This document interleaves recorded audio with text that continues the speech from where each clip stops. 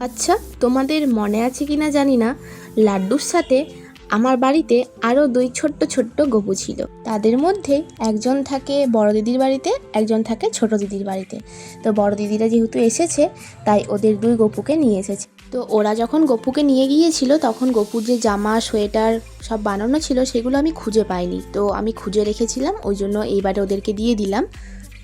এই যে দেখছো এখানে দুজন আছে, দুজনের মধ্যে কোন গপুটা আমাদের ছিল একটু কমেন্টে জানিয়ে তো।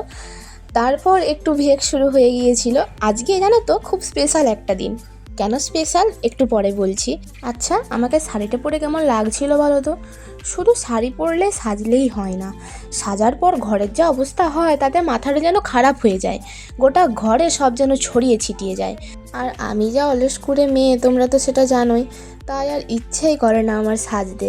আচ্ছা, আজকের দিনটা কেন স্পেশাল সেটা তোমাদের আগে বলি। আজ হচ্ছে বড় দিদির বড় মেয়ের জন্মদিন।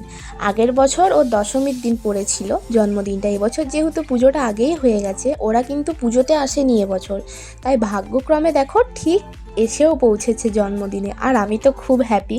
তো সেই মতো ওর জন্য ছোট্ট একটা আয়োজন করেছিলাম, একটা কেক এনে ওকে কাটিয়েছিলাম। ভেবেছিলাম ওর জন্য স্পেশাল কিছু নিজের হাতে বানিয়ে ওকে খাওয়াবো, কিন্তু সেটা হলো না, কারণ জননীর শরীরটা যেহেতু একটু খারাপ, তো সেই মতো আর সেরকমভাবে কিছু করতে পারলাম না। তো বার্থডে গালের তো কেক কাটা হয়ে গেছে, কেক কাটার পর সবাইকে কেক খাইয়ে দিল। এবার আমি বসেছি কেক কাটতে, আর নানা পিস পিস করে নিচ্ছিলাম যাতে সবাইকার সমানভাবে হয়। তাহলে আজকের মতো ব্লগটা এতটুকুই। কেমন লাগলো অবশ্যই জানিও।